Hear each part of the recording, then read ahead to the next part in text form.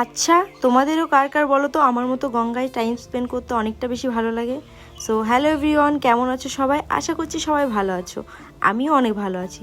তো এখানে বিকাল বিকাল চলে গেছিলাম গঙ্গায়, আর আজকের ওয়েদারটা খুবই সুন্দর ছিল। এত হাওয়া চলছিল, তার মধ্যে সানসেট হচ্ছিল, আর আজকে জল অনেকটা নিচে ছিল।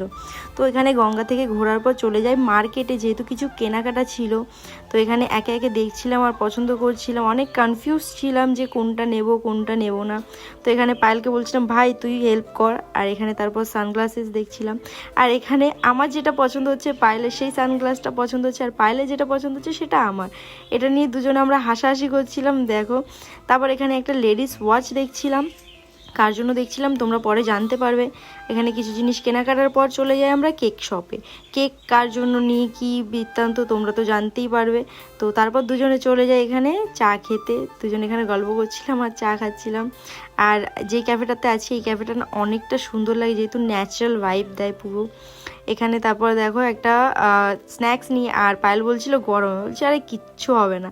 আর খাওয়ার পর বলি ভাই সত্যি কিন্তু গরম। দেখো ক্যাফেটা কতটা সুন্দর।